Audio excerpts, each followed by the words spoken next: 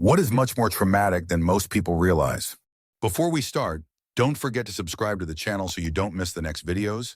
I wish you a pleasant viewing experience. Story 1. Being the peacekeeper in a toxic or dysfunctional family, you grow up thinking it's normal to suppress your needs to keep everyone else calm, and it messes with your sense of self more than you realize. Answer: I've been that person as the middle child, but it's also traumatizing to look back as an adult and realize how much an older sibling was protecting me and jumping in front of bullets. During summer break from school, there were days when my sister would tell me to go outside and play, and she meant now. I could see it on her face and hear it in her voice. Soon after that, I would hear my mother start screaming at my sister so loud we could hear it at the other end of the block. My friends would look at me and I was so embarrassed I would just look down at whatever toys we were playing with. My sister made herself the target of my mother's abuse and protected me. Story 2. Dealing with a family member with dementia. Edit. Just to be clear, I'm not referring to the sadness of losing a loved one or being heartbroken when they can't remember my name. I'm talking about what it does to your psyche and the trauma to your very own well-being. The PTSD was something I wasn't warned about. The panic attacks, the terror of going to sleep at night alone. My career didn't survive, my marriage didn't survive, and I almost didn't survive. It's better now, but it's been a difficult road. Answer: definitely. When my mom had it, I was torn between respecting her as my mother and making decisions for her that she fought against because she didn't think she needed help. It felt so disrespectful to have to treat her like a child. Luckily, I had older siblings who were better at taking charge than I was because I always gave in and let her have her way. Story 3. Growing up in a household where you constantly had to manage other people's emotions. It teaches you to ignore your own needs, and that love is something you have to earn by walking on eggshells. Answer: I had this life. Don't say or do anything that will cause a temper tantrum. My father was thought to be a swell guy outside the house, but when it's just us, he was a gaslighting, racist, bipolar, hoarder who over-medicated and went crazy whenever he gets called out by mom on how he treats us. The argument usually ended there as mom and I both retreat to our rooms to wait out the storm. Video games kept me sane. I don't think mom coped so well as she started having bouts of delirium near the end of her life. Hard to watch. I was to blame for being lazy and not helping them out more, according to my dad. Mom died in April the 2nd, 2018. Dad died the same day, 2 years later, of COVID. He made sure his attorney knew it was my fault this happened to the family. Other than dad's life insurance money, which they had to give me, I never saw a dime neither from the sale of the house or from the lawsuit of the nursing home where mom had been kept in her final months. They were neglectful, and she had bumps and bruises when I would visit from falling out of her bed. I still have trauma, according to my therapist, because I have days where I feel like everyone is mad at me and I'm in trouble, even though I can't remember what I did wrong. Story 4. Betrayal. Never knew how painful it was until I experienced it, and my entire life got flipped upside down because of it. Answer: betrayal from someone you never thought would hurt you is unbelievably hard to move on from. Someone I considered one of my best friends absolutely destroyed me, to the point I could barely eat for over a month. I basically lived off of smoothies. The constant and extreme anxiety was the worst I have ever experienced. Still haven't moved past it and don't know if I ever will. Story 5. Bed bugs. People eliminate themselves over infestations for a reason. It's actual psychological torture. Answer: if I ever get bed bugs again, I'm burning the house down. I once had them bad and couldn't figure out how to get rid of them. Looking back, I saw the signs early, but didn't put 2 and 2 together. So there were times when I couldn't sleep in my own bed because the fuckers were all over me. Eventually, I got a can of Raid bed bug killer that said it lasted 6 weeks, sprayed down my entire bed and the carpet around it, and hit any bugs directly. Thankfully, they never left the area around the bed, so that was enough. They all died and never came back. Story 6. Growing up and not showed love by your parents. No hugs, no kisses, no good job. I'm proud of you, nothing. My parents never showed affection to each other either. It's hard. Answer: I feel that. It's awful. I'll never forget being at a friend's baby shower. One of friend's aunts approached my mom and gushed about how I was working full-time, finishing my PhD, planning a wedding, and had just published in a journal. My mom's reaction? I'm not proud of her. Why would I be proud of something who is doing what is expected? I cried in the bathroom shortly afterwards. Story 7. Having severe anxiety as a child, not knowing why you're terrified all the time, and being afraid to tell anyone because you're afraid people will think you're crazy or a private area. Being too shy to talk to people, so making friends is hard, and other idiot children deeming you a weirdo loser. So, school becomes a nightmare that you're legally forced into 7 hours a day, 5 days a week. The amount I wish I could go back in time and tell my parents I needed help is ridiculous. Answer: I've had this exact same experience. It was so bad I was selectively mute. I had no friends from elementary to high school. I don't understand how my parents or any teachers didn't do anything. I remember only being sent to the counselor one time, and I remember telling them I was always scared of my family dying or something bad going to happen. Nothing came of that. I clearly had severe anxiety and OCD. It's straight up neglect. Story 8. Not being able to find a diagnosis when your doctor has tried almost everything. Just had another test not show anything conclusive, and honestly, I'm so tired and trying not to cry in the hospital, Warren. Makes me feel like maybe I'm just being dramatic and people actually always feel this way. Answer: I hear you. I feel I need to tell this, not to worry you, but to say it is okay to keep pushing to get something diagnosed, or at least explained. My wife had been experiencing various pains and was routinely fobbed off by doctors who failed to understand pain in women. She had asked many times to be tested for cancer and was told at 32 she was too young to be worrying about that. A year later, she was diagnosed with stage 4 liver cancer. By this time, it had spread basically everywhere, and chemo was never going to stop it. She passed a year later. I don't know how much better things would have been if they tested earlier, but it does make me angry sometimes. She forgave the doctors who apologized after she was diagnosed, but the whole experience of hospitals, tests, diagnoses, chemo really opened my eyes to how poorly women are treated by the whole health system. And I am ashamed to admit that I also minimized her pain before the diagnosis. I wish I had listened to her and supported her position regarding her body and how it felt to her. I know better now. Story 9. Friendships ending. When relationships end badly, there is more of an acknowledgement of the impacts, but I've been way more impacted by close friendships ending. Answer: losing friendships is tough. I've been through a couple of friendships that have ended badly. It's difficult, and I feel like it doesn't really get the recognition it needs. I've had friendships that have started to turn sour, and when I've asked for advice, I've been told to just stop talking with those people. But it's not that simple. When you deeply care about someone, you want to find a way to make it work even when you know it's not going to. And when it does end, it's heartbreaking. Story 10. I would say all those little insults thrown your way when you were younger, oh, they didn't mean anything. Don't be so sensitive, etc. Decades later, you have not forgotten the words said to you, and you are still hurt by them. Words can hurt for life. Answer: yeah, my 13, you just brought something up that happened 9 months ago that still bothered him. He thought I was making fun of him for something he didn't know, but was just a misunderstanding. I couldn't even remember what the situation was be. He certainly did because of how it made him feel. As a parent, you have to be conscious of how you say things and how it might impact your child. I felt pretty bad when he told me that. I had no idea. Story 11. Moving often. I had to leave so many childhood friends behind, never to be seen again. And being the new kid so often has given me crippling social anxiety. Answer: I've dealt with a few of the things listed in other posts in this thread, but moving often is what I think shaped me more than any of the others. I can be bubbly and friendly and overall come across well in most settings, and I'm absolutely fine at talking with anybody, but it's like there's this disconnect between that step and the step where you actually become friends that I really struggle with. I do have friends, but I'm just very bad at getting past that hurdle most of the time. Story 12. Guilt being the go-to teaching method as a kid. I'm 33 years old, and only in recent years of therapy am I realizing the effect that had on me. As a kid, I was guilted for being mad at my bullies, having depression, setting boundaries, for feeling out of place, and for having other emotions that I later found out were perfectly normal. And now I'm still trying to unravel the deep-seated dread I feel when I step out of line with anything or am not 100 grateful for every shortcoming in my life. Story 13. Food shaming when you're young. The juxtaposition of, should you really be eating all that? And you can't leave the table till you clean your plate, FD up my relationship with food so bad I'm still struggling 20 years later. Story 14. Emotional neglect. A parent spouse doesn't have to be outwardly hurtful, physically abusive, violent, loud, etc. in order for deep mental scars to form.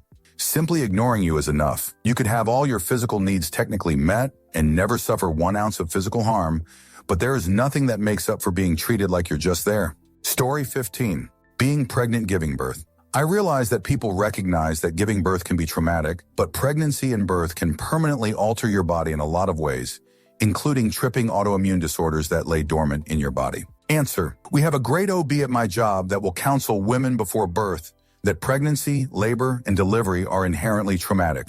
I think it's great because it manages the expectation that is perpetuated on social media that birth is beautiful if you do it the exact right way, buy my product, don't go to a hospital, blah, blah, blah. She says something like birth is beautiful, but it's common for it to tie as the best and worst day of your life. That doesn't mean anything is wrong. It just means that if you find it more traumatic than you thought it would be, that's a normal feeling. Story 16. What damn? Being in a friend group but not being treated like a friend. In one group, my friends only kept me around so that they could make fun of me and put me down regularly. In many others, I was basically left on the periphery of the group and was only called to hang out when they needed extra people. Or if someone called out last minute and they needed a replacement, really doesn't make me feel like I'm valued by anyone. Answer: having to initiate contact to be included, being left off getting asked to do things, hearing plans but never directly asked to come or participate. No one comes to the things you plan. It's exhausting and heartbreaking. And it's not like I'm a downer or complainer.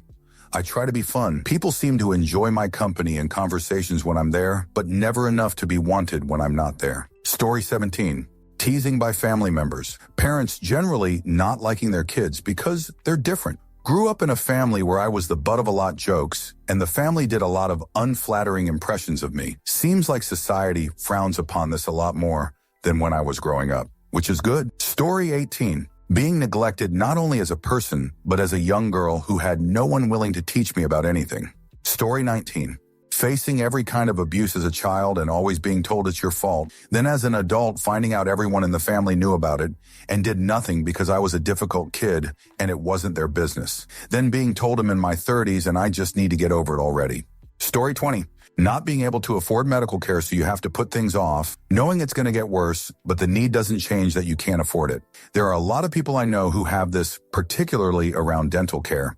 Since it's so often categorized as its own thing rather than just part of medicine and health, there are generally far less options for help even in emergency situations, at least in the USA. Here you can go to the emergency room, get told without immediate treatment this will eliminate you, then get sent home with instructions to see a dentist for treatment as soon as possible. Story 21. Y'all are gonna laugh at me for this, but working customer service. I still get intense nightmares about rush hours, abusive customers, understaffing, and unrelenting work that never feels fast enough, even though you are doing everything that you can. It has me waking up in a cold sweat. Story 22. Never being praised or encouraged in any way. Growing up, nothing was good enough for my dad. I could always have done more. If I got poor grades, I was ridiculed. If I got good grades, I was told I must have cheated. Any drawing I was proud of was traced. Any sport I wanted to do, any instrument I wanted to play, any class I wanted to take, I would fail. He would complain that I was a picky eater, then get angry when I wanted to try something new because I would dislike it, and it would be a waste of money. He would complain that I didn't just know what chores to do, then get angry when I tried to do them anyway, with no guidance because I was doing them wrong. You stagnate very easily when there's no point to anything. Story 23. Never having a childhood because of parentification. Having to take care of your parents opposed to vice versa. Story 24. Living in a hoarder house. I've realized it really did mess me up a bit. It wasn't full hoarder when I was a kid, just embarrassingly cluttered. Now it's stuff stacked everywhere. And I'll offer to try clearing it up or throwing things out, and my mother will have some bullshit attachment to stuff that is just junk. It just makes me worry that when my folks pass, I might have to argue with my sister over getting rid of this stuff or be too old and weak myself to get rid of it all. It feels like mortality made into piles of real tangible objects stacked everywhere. Both sets of grandparents' houses were the fudge same too. Story 25. Losing a close friendship, especially without closure, is often far more traumatic than most people realize. Story 26. A miscarriage. Before my wife had one, I had always imagined it as super early, just a clump of cells. But we had seen him moving around. We had heard his heartbeat. We had chosen a name. Answer: legit. And having to dispose of your own baby's body. Lost mine at 14 weeks with spontaneous labor. Seeing our fully formed baby, it was shocking and devastating. I don't think society in general understands how developed babies are in the womb at that early stage. And medical professionals refusing to acknowledge that we lost a baby, only calling it an aborted fetus and suggesting that we bring it to them to put in their medical waste. It's unreal. Story 27. Long-term, think decade or more, cancer treatments. Most people think you're either going to die or end up in remission. Then there are those of us who have such aggressive cancer that nothing works except something that pauses it. The thing is, nobody knows how long the pause will last until it quits working. You're basically retired from being disabled from the damage this long of a fight has caused. You're trying to live a normal life around your health, but there is literally an axe held over your head at all times. It's the trauma of a chronic illness on steroids. Story 28. Having 247 access to breaking news. It creates a false sense of narrative that everything is bad all the time and that major crime incidents are happening constantly. Story 29. Being told that you cannot leave the table until you finish everything on the plate. Now I struggle with saying no, managing portion sizes and eating mindfully because I'm scared of seeming rude and disrespectful. Story 30. Being bullied by a sibling. People don't take it seriously because it's just kid stuff, but when you're a kid too, you're being tormented by someone bigger than you who lives in your house, so there's no escape. I told my husband recently some of the stuff my sister used to do to me. I told him some stuff before, but I don't think it'd gone into precise detail. For days afterwards, he just kept hugging me and saying, "You didn't deserve that. It's not normal." Answer: I've finally gone NC with my sibling bully and finally seeking therapy. They're older than me, so I didn't know life without their shadow being cast over me. And it took very long time to recognize what they were doing. Even when it got horrendously, unforgivably bad, my final straw was watching them do some awful stuff to our younger siblings. I recognize that it does seem like I tolerate things happening to me that I think are unacceptable when they happen to someone else. I'm finally seeking therapy for it, now in my early 30s. I got my intake appointment with a therapist in a few days. I'm so glad you have a wonderful husband who listened to you and responded how he did. It's frustrating how other family members are so dismissive. Story 31. Undiagnosed neurodivergence. Dyslexia, ADHD, dyspraxia, autism, etc. Theory is that the vast majority of prison inmates have some form of undiagnosed neurodivergent issue, as well as addicts and people with mental health problems. Growing up undiagnosed causes a tremendous amplitude of trauma that often can never be repaired or overcome. Answer: working through this now as someone that was undiagnosed ADHD until 28. I came to believe so many negative things about myself that aren't true. I developed an anxiety disorder and a heart condition due to 28 years of putting myself under unneeded stress just to get anything done. I've been in therapy for a year and a half just trying to get my life together, unlearn unhealthy coping mechanisms that I've developed, and figure out how to take care of myself properly. And that's a good case scenario with going undiagnosed, as like you said, many undiagnosed adults end up with serious mental health and or substance abuse issues. So parents, please, if you have a child that is getting feedback about being disruptive in class or a gifted kid that is struggling with motivation and applying themselves, get them assessed. There are so many more resources for children than adults. I don't want my kid to feel different than other kids is not an excuse. They will still feel different, they just won't understand why and will think it's a personal failing. Story 32. People need to realize that not every person is traumatized by the same things. Some are fine after a car accident, others have severe trauma. We are not all the same. This is not a competition. Story 33. Being neglected as a kid growing up not knowing how to understand the world mentally, emotionally. No basic life skills. Makes things that are easy to everyone around you terrifying to even try. Story 34. Maybe something people realize is traumatic, but not how traumatic, being restrained in the hospital. Being physically restrained in a psych ward is one of the most dehumanizing and traumatic things a person can go through. It's not just about being held down or tied up. It's the complete loss of autonomy, the fear, the helplessness, and often the lack of explanation or consent. You're treated like a danger instead of a person in crisis. Even if staff think they're keeping you safe, it can feel like punishment or control, not care. The psychological damage doesn't end when the restraints come off. For many people, it leaves lasting trauma, especially if you already have a history of abuse, PTSD, or difficulty trusting others. There absolutely needs to be more focus on trauma-informed care in psychiatric settings. Story 35. Parents who stay in horrible marriages just for their children. It teaches your children that it's better to stay in a bad relationship than leaving and being on your own. Story 36. Childhood experiences. If it was as easy as, you're an adult now, it's been X amount of years, get over it, we would have done it by now. Story 37. Chronic health problems. It's not a single traumatic event, it's repeated small traumas that teach you to act differently. It's every doctor who doesn't believe you. It's every family member who thinks you just need to get out more.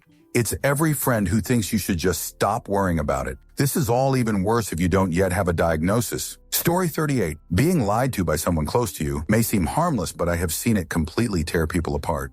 Especially people who have cheated, or partners and lied, or just lied about other important things. Story 39. So many, but one that I've just been realizing is the toll that autism masking takes on a person, never knowing how you're supposed to act, not understanding why people think you're acting weird, angry, disengaged. It's the emotional equivalent of living in a place where you can never learn the language, but nobody knows you're not from there. Story 40.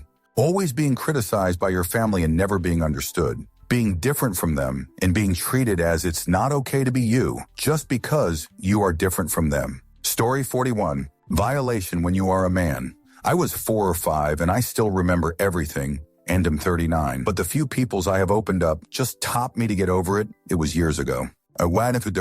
Answer. Honestly, with you, the scary thing about stuff like this is the fact that many guys in the same situation will literally not remember it. Like some men have absolutely cataclysmic amnesia before they turn 12, 14. You ask them about their childhood, they literally cannot give an answer they don't know. So the number of victims might be far, far higher than anyone thinks. Story 42. All traumatized people will not deal with it as the public has speculated. It's entirely individual and a darn miracle if you're able to attain healing. I've been very blessed with mitigation by grandparents and others who, by their struggle, gave me courage to face mine. Still, it took 55 years at least to feel the lessons of the struggle ameliorated the pain of it. Ultimately, there's reason to be grateful I survived. Millions never even disclose. 90%. The public just cannot know how deep trauma is not appreciated nor understood in our country. My heartfelt empathy and respect for all survivors of CSA and all other abuse. Story 43. Betrayal trauma. My partner of 12 years left me for my best friend of 10 years, and the grief has been almost unbearable. Weekly therapy since April has helped a lot, but I still never feel like I'll be completely whole again. Story 44. Your child's emotional pain. My teen daughter had a friend die in that Kerrville flood. I can't tell her it will be okay. I can't tell her it doesn't matter. I can only tell her the pain and loss is valid and crying is a good thing. And it hurts me to see her hurt while she processes what it really means to be alive. Story 45. Being autistic, people only ever talk about how it affects others around us, parents or siblings, for example, but they don't realize how much harder everything in life is for us and how more easily we can be traumatized by everyday things. Story 46. Having cancer. Even if you survive, like I did, I think everyone gets a little PTSD. I don't think other people realize how mentally traumatizing it is. Story 47. Being bullied at work. People tell you to just get another job. Not so easy when you're over 50, a minority, and you have a sick family member that requires insurance to afford medical care. Story 48. Not getting diagnosed until you're an adult with things like autism and ADHD. Oh, you mean I've been hating myself my entire life for no reason? Thanks. Story 49. Having your car stolen. Happened to me last month. You feel violated and then frustrated by insurance. Story 50. Losing a loved one to tragic end. Experiencing psychosis and getting involuntarily committed to a mental institution. And yes, I'm aware these things sound traumatic. I still intended this reply. Story 51. Attending school and university. A decade later, I still have dreams that I still need that one last math course in order to graduate, and I wake up stressed about it. These types of dreams in reality are symptoms of PTSD. Story 52. Bullying in school. Many people write it off once in adulthood, saying to move on without appreciating the lasting impact it can have. Story 53.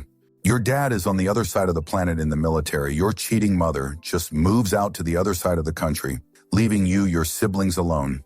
Your oldest sister is 12 and you're 8. Story 54. Moving a lot as a child, changing your school, friends, church, and community every couple of years. Story 55. Getting hit by your parents as a child. The one argument that I refuse to fight is when someone says, yeah, my parents beat me a lot growing up, but I'm better for it. People have all sorts of definitions for a beating, but I'm not going to try to challenge that argument because all I'm going to do is boil my own blood. And no, I'm not a fan of submissive parenting either. I was just very abused growing up, mostly emotionally, but the trauma is still there. Story 56. Not actually being molested by a family member, but being raised within a family where several family members were molested by an elder family member, and the consensus of the entire family is to hide it. and never talk about it. You notice all these mental health problems within your family members, but never know the cause until you're an adult and one or more of them start to divulge the history of your family to you.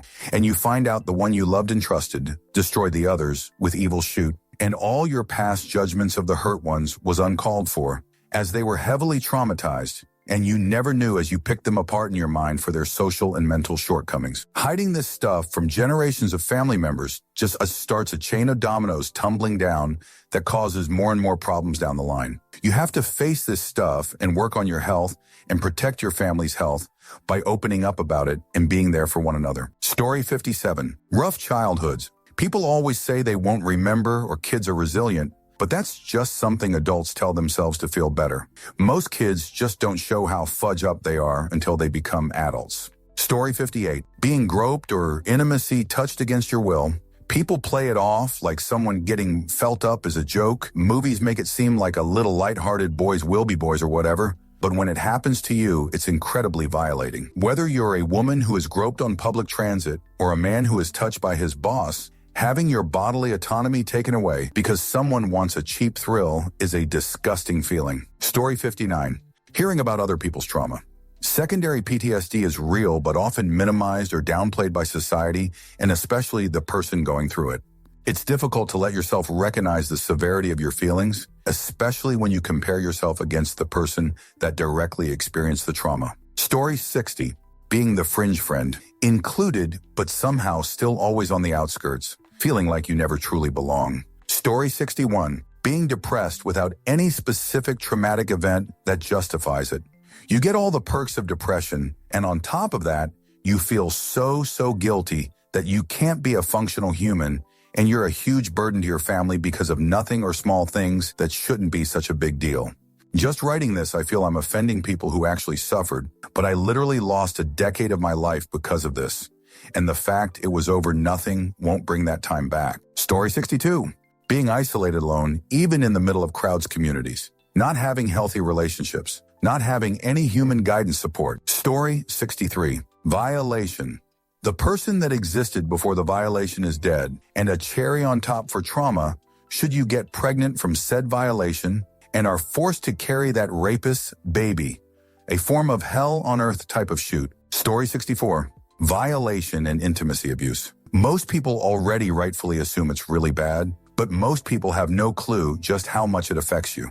It's not just the violation of your privacy in your own body, it's twisting something around that is supposed to be fun and enjoyable into something incredibly painful and even downright dangerous. The after effects of it feel so much worse than the actual act itself, in my opinion. Worst part is the betrayal. In my own case, he was my best friend. I thought he was the sweetest and nicest person, but in reality, he's a sadistic monster. Story 65. Watching Andor performing CPR, or even witnessing a situation that it has to happen, even if you don't witness the actual resuscitation efforts. I witnessed a woman collapse and was the first to her side on the ground. She was not responding or moving. Thankfully, someone who was a nurse ran up to help. And as soon as I heard she didn't have a pulse, I knew to not watch any further, but shift my efforts to make sure 911 was being called. I still had a hard time dealing with what I saw, when all I really witnessed was a woman falling on the ground and not getting up. I later found out she had a pre-existing heart issue, had been at the cardiologist earlier that day, and had likely passed as she fell down. Knowing that there was nothing I could have done to help her helped me process, but it was still hard. Story 66. Losing your first and only twins babies on 21 weeks because of COVID, then a close friend died, then your last parent dying, all in 2 years period, and you are just 28 and really alone in this. Then following by war on your motherland, you can even visit your parents on the graveyard. Not one time. I don't think that much of people truly can understand how it is. Story 67. Having constant, frequent digs made at you about your insert competence, physical appearance, personality, interests, etc. by other people. It will tear your self-esteem to shreds over time. It's particularly egregious if it's a parent or other role model figure in your life. Story 68. Having done bad stuff that you regret. It's obviously horrible experiencing. Bad things being done to you. Criminality, bullying, cheating, etc. But I think the people who have done stuff like this in the past and outgrown the bad habits, or just simply did them as one-time situations out of stupidity, an adult beverage or their own problems or trauma, and then realizing what they have done and how much they have hurt others. That can develop into its own sort of trauma, hating yourself and not being able to undo it, other than trying to be a better person. Story 69. Putting down your pet. Had to do it at the end of April, and I haven't been the same since. Not the fact that we had to do it, because it was the right thing to do for my little guy, but watching it happen and him being alive 1 minute and gone the next. I'm 32 and never went through this before, so it was horrible. Story 70. Poverty. Having the constant anxiety of not knowing whether you'll be able to afford even your basic needs. Even if your financial situation later stabilizes, you keep feeling that. Story 71. Being told weekly from early childhood on that judgment will happen any day now and believing you will never grow up. Story 72. Having a parent that loves you with their whole heart but mistreats the other parent, sometimes in front of you. Story 73. Having a cool parent who's always tipsy high and tries to pressure you into doing substances with them as a child. Jerk ran into my room off his head at 3 a.m. on my 15th birthday, telling me it's time I become a man, and he threw a bag of cocaine at me and handed me a plate and straw and kept on pressuring me to do it after I said no multiple times. I've thought about that night nearly every day since, and when I told my friends, they just laughed it off and said I was lucky. Story 74. Passing of a friend. It's wrong and I'm working on it, but am very jaded making new friends because of it. Story 75. Having a narcissistic borderline personality disorder mother that expects you and or everyone else to take care of her financially and by giving her shelter. Story 76. Raised with the fear of losing everything because you don't have enough money. My parents were broke, and my dad led me to believe that we were one paycheck away from being homeless and having nothing. Now that I'm older, I think that he was full of shoot and just didn't want to fork over money when it came to me. My brother got to play whatever sports he wanted, and he got the new gear he needed. If he had a toothache, he was taken to the dentist. If the optometrist said that he needed glasses, he probably would have been able to pick whichever glasses he wanted, no matter the price. When I asked to play sports, I got a huge hours-long rant about money and how we didn't have any. And then when I was asked if I really wanted to play sports, yes. How could I have said yes if it meant that we would be living on the streets because of it? I was only taken to the doctor if it was a government school requirement for a physical or vaccine. I was never seen by a dentist until I reached adulthood. An audiologist told my parents that I needed hearing aids in middle school, but they didn't do shoot. My dad was worried that it would cost too much. My brother broke my nose twice, and my dad refused to allow my mom to take me in to get it set, as he was worried that it would have raised his insurance premium, and now my nose is crooked, and I'm pretty sure I have a deviated septum, but instead of seeing a doctor about getting it fixed, because I worry about the money I don't have, I'm constantly thinking and worrying about money, even if I have the money. Story 77. Hear me out.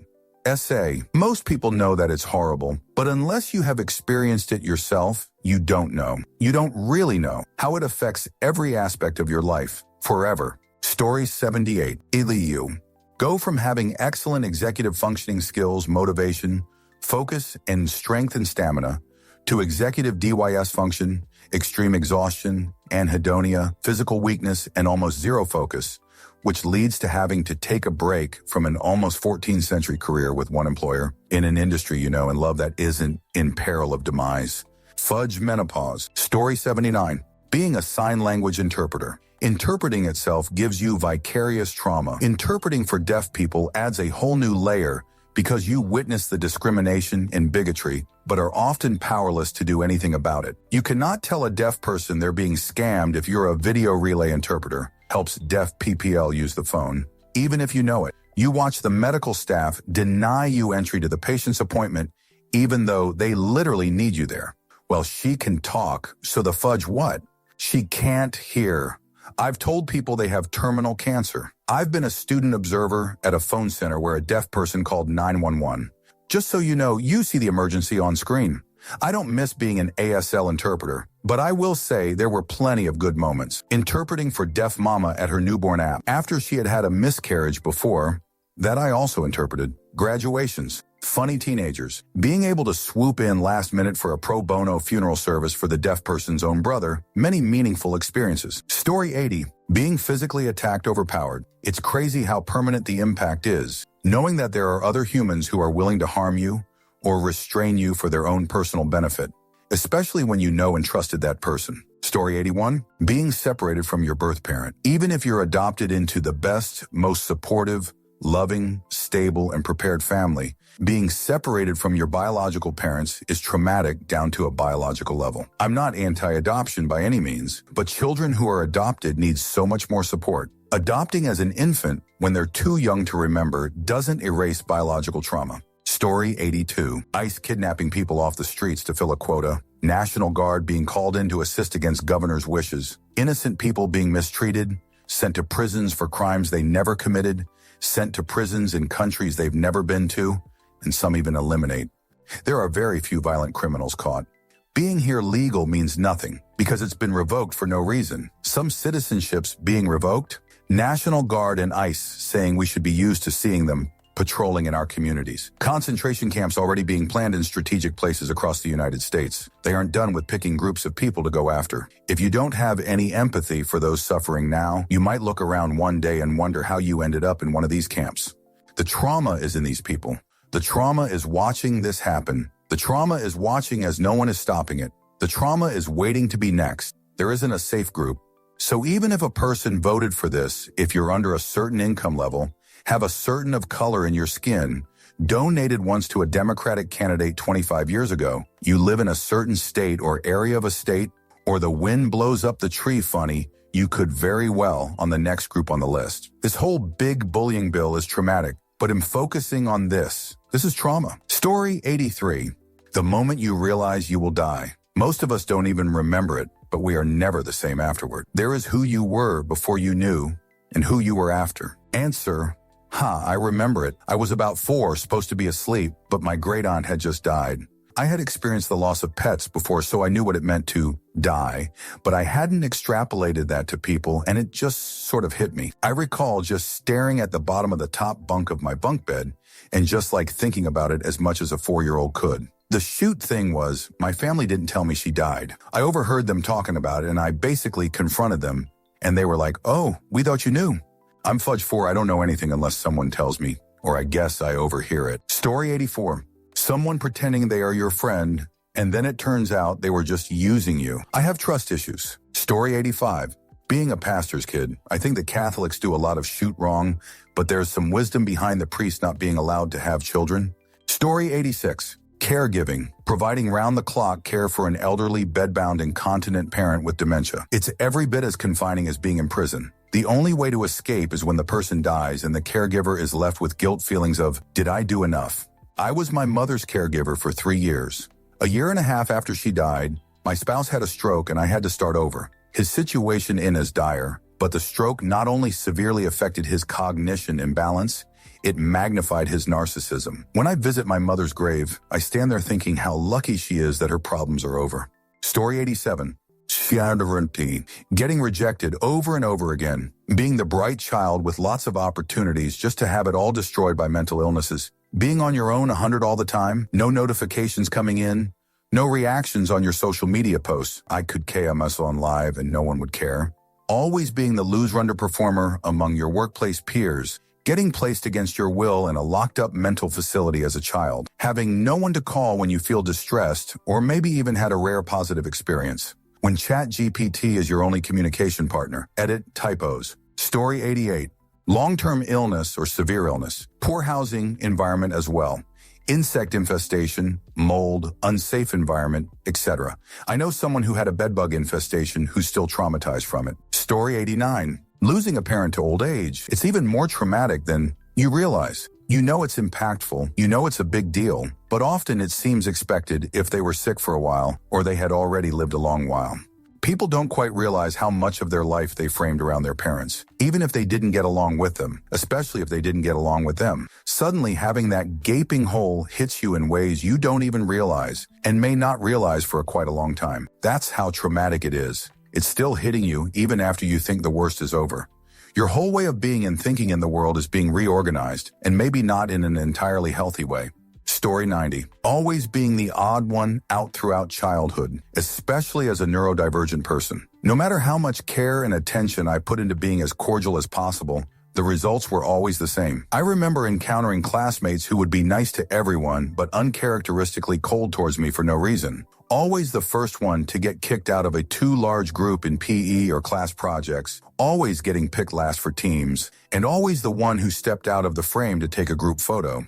These seem like small things, but the pain accumulates over time. It reached a point where I seriously questioned if any of my peers would even care if I died or disappeared. At a certain point, all I wanted was to feel seen by them, but I couldn't even get that. Many years later, I'm still hurting. My parents tell me to chin up and just get over it, but that's easy to say if you don't have more than 2 decades of anger, resentment, and heartbreak bottled up within you. You can't just turn that chute off like a light switch. Story 91. The emotional hell that is being an undiagnosed child on the spectrum and trying to navigate a world that isn't made for you without guidance. I'm ADHD. Fast forward to anxiety, depression, CPTSD, tragic end ideations, addiction, severe isolation, etc. Story 92. Growing up in poverty and eventually becoming financially stable in adulthood.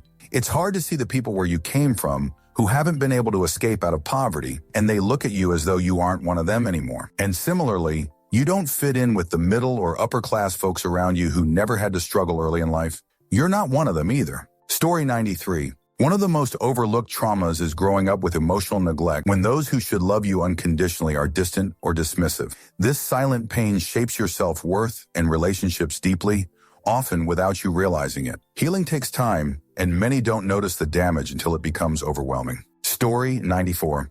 Having an invisible disability. There's a lot of barriers that get thrown up when you look outwardly normal, but really aren't. Story 95. Losing your parents at an age so young that you don't remember them. People told me, how can you miss what you never had, since I was an infant when my mother died? Or my Sil saying to my grandmother, I don't know why Yellow Forsythia asks about her mother. I can't understand why she'd be upset about that, since she never really knew her. So much therapy. Sigh. Story 96. Intimacy assault, apparently. I still remember Brock Turner's lawyer or somebody arguing that his life shouldn't be ruined for 20 minutes of action. No discussion about how that action was likely to alter the trajectory of his victim's life or her potential. The most maddening part is that people will fully acknowledge that it's a heinous crime in the abstract. As soon as you get specific in the perpetrator is someone who doesn't fit their assumptions, they start making excuses. Story 97. Toxic positivity. Hiding everything that's wrong just so things look perfect from the outside, or when you want to speak up when something is fudge up, but it backfires on you because you're rocking the boat. Everything is fine. No, it's actually not. Story 98. Having to watch your 5-year-old suffer in immense pain for 6 months before dying of cancer sure fudged me up. I understand people think it fudged you up, but it really fudged you up far more than I expected possible. Story 99. Not being believed by people who otherwise love you. Being doubted and invalidated about your genuine experiences in reality. Story 100. Intimacy assault. People think a simple touch in the wrong area is just a touch, but they don't realize how much it affects the victim. They think about it all the time. It keeps them up at night as they ponder what they could have done differently, or what they could have done to avoid it in the first place. It makes them hyper-aware of every person's eyes, movements, body language, etc. It's something that affects someone for years, if not for a lifetime. Story 101. Perimenopause. Years that slip by growing more and more problems, not knowing hormones are the cause. Terrible medical system to navigate. New body, not a sexy one. New brain, not a functioning one. Emotional wreck. You just want to hide from the new human you become. Story 102. Living with a clean freak. I've lost so many sentimental items and ideas because someone thought they were junk. Story 103. When kink play goes too far. From what I've seen and read, casual BDSM kink play has been becoming more and more mainstream. You see more and more posts about guys just assuming that the woman they're with is going to be into spanking, choking, etc. And in my experience, that's because a larger percentage of women is into it these days. So you get guys starting to assume it's on the table without discussion. That is obviously wrong. I'm not talking about them. I'm talking about the people that are into it in a light Kaikian play level. So coupled with that increased interest, I see more couples adventuring into kink spaces than ever before. But the problem is, you get these couples experimenting with things without proper safety procedure and without proper pre-talk planning. They venture into something they're just trying out. And although if both people are into it, things like choking, bondage, CNC, etc. can be a lot of fun when you stay within the bounds. A lot of couples seem to think, oh well, if we venture too far, we've got a safe word, and that it's just like hitting the brakes in your car if you feel like you're going a little too fast. But it's not. If you hit the safe word moment, it very often ends with pretty much immediate low-level PTSD. You end up with women or men that are terrified of intimacy. It can take months and sometimes years to turn back that clock and get comfortable with having intimacy with a partner again.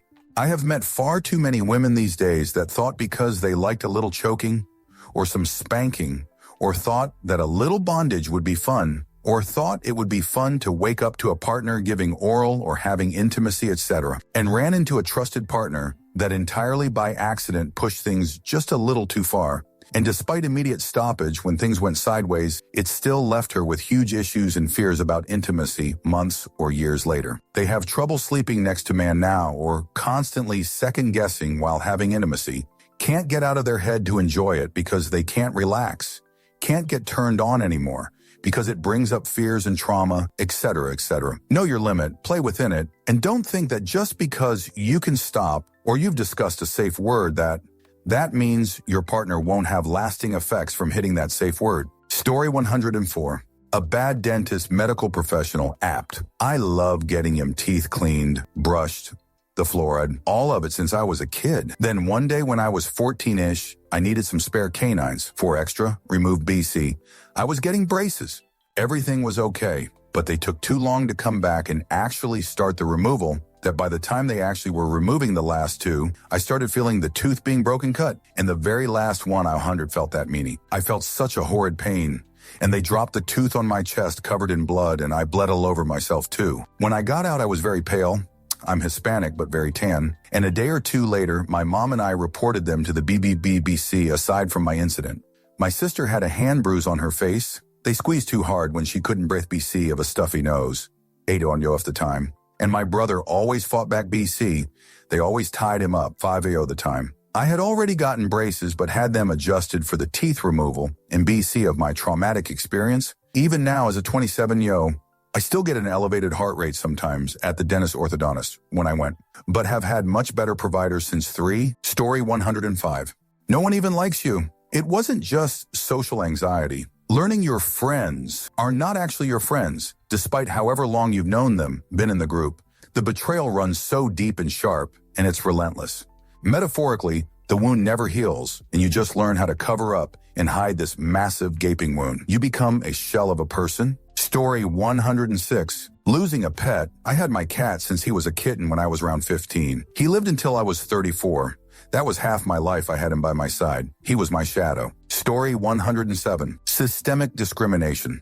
Having your entire existence being boiled down to a stereotype that other people made up about your entire identity, many times before you were even born, can wreak havoc on the mind and body. Story 108. Suddenly losing a pet to illness. We lost our tabby boy a few years ago to a cancer we had no idea was growing in his chest until it was too late. We at least were able to do kitty hospice and have him home to bring a vet out to the house so he could go at home where he was most comfortable and around his siblings. But it traumatized me so much that I am hyper vigilant about the health of our remaining 3 kitties. It didn't help our tuxedo got diagnosed with cancer in his arm less than 6 months after we lost our tabby boy.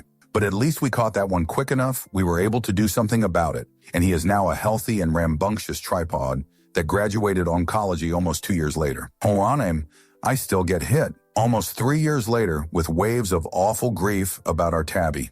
I couldn't eat or sleep well or stop crying for weeks after we lost our little guy. However, to some assholes, we would get but it's just a cat. What the fudge is the big deal? Just get another one. Sigh. Story 109. Losing your sense of taste. I had to take some anti-cancer medication last year, and it eliminated my taste buds for 12 months. It was an absolutely horrible experience. Story 110. Being bullied and verbally abused by a doctor, trying to strong-arm you into taking a med procedure that is not medically necessary. Story 111. Having a mom who simultaneously shoot on your dad with you in private while also not protecting you from his tantrums. Story 112. Intrusive thoughts, they really get in the way of everything and can be so loud when you don't want to deal with it at all. Story 113.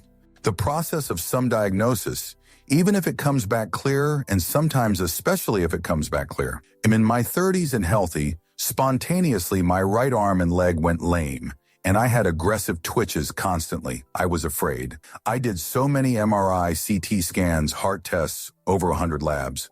I lost my 14-year managerial job. They sent me to an MS specialist who confirmed numerous lesions on my brain. Looks like a duck and quacks like a duck, so I was convinced I had MS. They have to wait a year and a half to confirm if the lesions grew, followed by a lumbar puncture to confirm. And in that time, I think I might have lost my mind. Like I was this 14-year sales manager winning awards, and next thing I know, I'm in bed for 6 months, barely verbal, and everything is falling apart. I tried therapy, and every therapist I contacted said they don't help with health-related issues, which sent me to the bottom. The year passed, and they confirmed the lesions were related to migraines and that I had a minor stroke, not MS. Physically, I was back to normal. I remember the doctors saying this is good news, but I was so darn broken, I was almost mad that I lost everything for nothing. Your mind is more fragile than you think. Story 114. Chronic 24/7 pain. It can mentally mess you up. From people not believing you, testing, doctors, meds and surgery, etc. Story 115. Watching your sibling, who was the most sweetest, kindest, considerate person you knew grew up with, get schizophrenia. They are still alive, but they are gone. It changes the whole family's lives. My father and I both have PTSD from it. It's very traumatic, heartbreaking. Words can't describe. Story 116. Being bullied has affected my self-confidence and my mental health. The self-doubt, the struggle for acceptance every time, and it eats you from the inside, even after 15 years. They say time heals all wounds, but it didn't. It sometimes creep on you when you least expect it. Story 117. A parent who constantly makes you feel guilty because you're not 100, coddling their emotions as though they are an infant in constant need of affection with a very fragile ego and weak emotional state. Daily guilt trips from a parent makes it hard for the child to interact with people the rest of their life and leaves trauma and shame once the parent passes on. Story 118. Being fat-shamed as a kid and into adulthood, or being body-shamed in general. I only know about being fat-shamed. It just makes you feel worthless for the rest of your life. Story 119. Long-term hospital stay. The majority of people grow into a delusion state where they outright forget why they're even in hospital. Alongside becoming paranoid about the people treating them, it's called intensive care delirium. I've experienced it myself at one point as a person without any pre-existing conditions. The nurses were making fun and being abusive to other patients. Also lost my sense of sense as well. Like the hospital was my whole world, and I'd never be able to leave, even tried to escape a few times. Story 120. Difficult childbirth as a birth partner, and it's way less traumatic than the person giving birth themselves. Being rushed into scrubs and taken into theater for an emergency cesarean after pointlessly going through 30 hours labor. Seeing a note on the wall saying if blood loss more than 1,000 minimum or sign 1,000 lives, document whatever the fudge that means.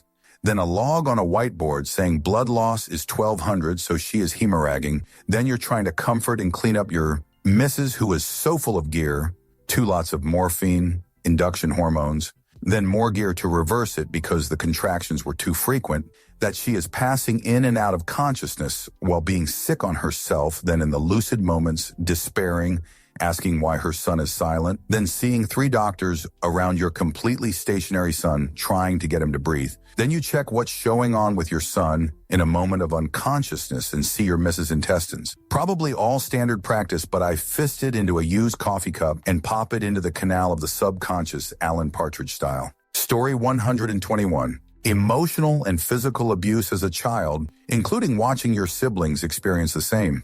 I've still got CPTSD and anxiety from my childhood.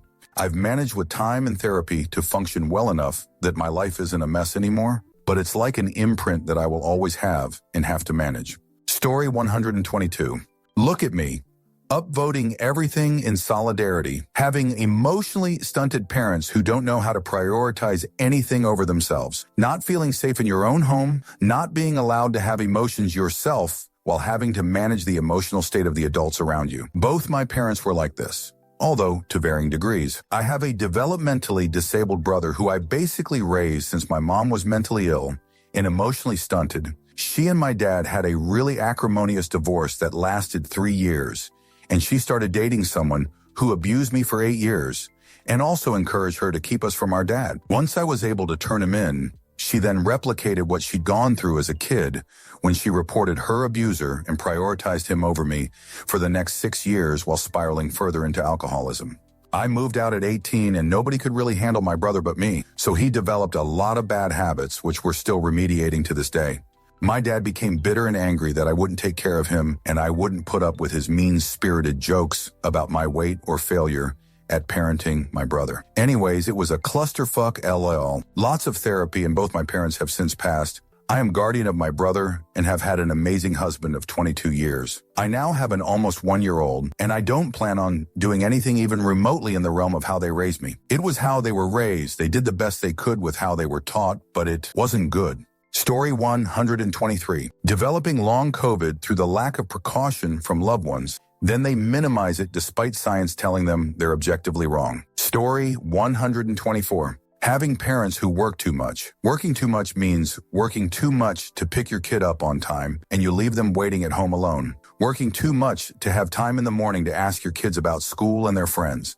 Working too much to have the energy to deal with your kid having a meltdown over very normal kid problems. Working too much to show up to the things your kid cares about. If you're working too much to consistently show up for your kid, you are creating trauma for them. You are leaving them alone to figure the world out. And while a bit of that is healthy, too much of it is too much. Story 125. Neglect. It's not dramatic, but it burns. You don't realize it was abuse until you're older, though. Story 126. Growing up undiagnosed.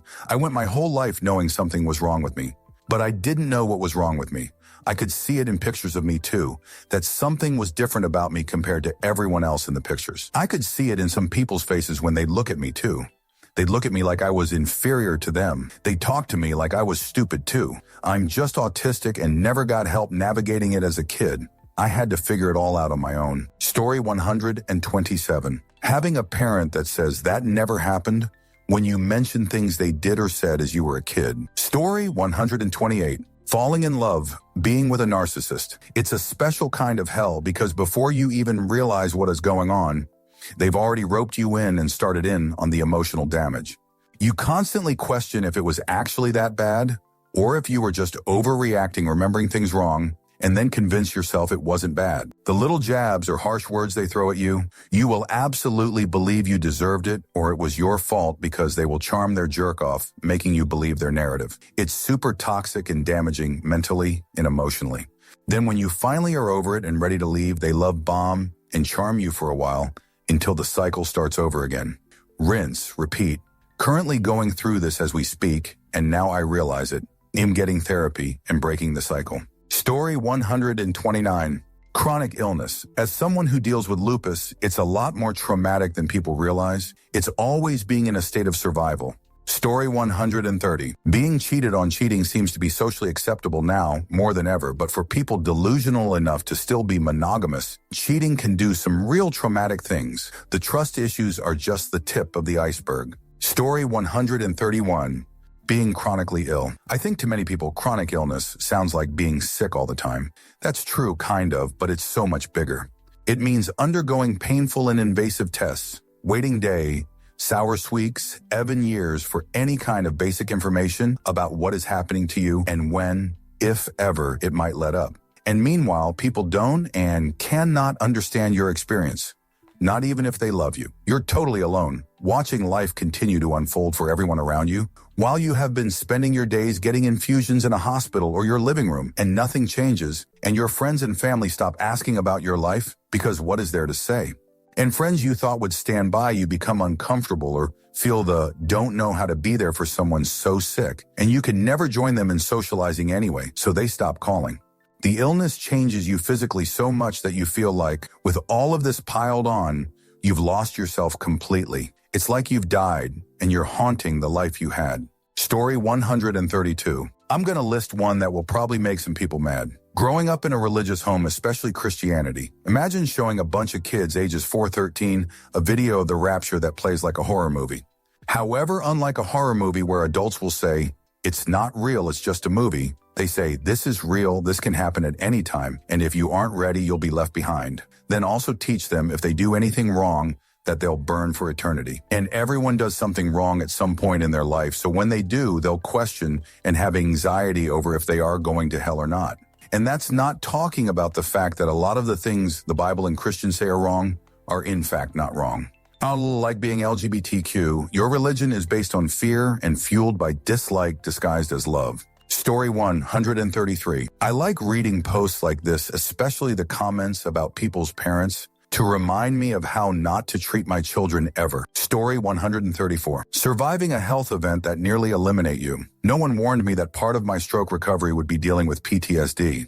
Story 135. Being a cancer survivor. I get triggered constantly at and around medical appointments, even though I've been cancer-free for 9 years. I expected the anxiety would fade, but it has not. Story 136. Getting the cold shoulder from extended family who you thought you were close to. No real reason, just no communication to you, only among themselves. Story 137. Having a cheating and gaslighting spouse. It's a uniquely painful experience. Being made to compete for them, initially with someone they had just met, and them going back and forth as if they're shopping for the best deal. Story 138.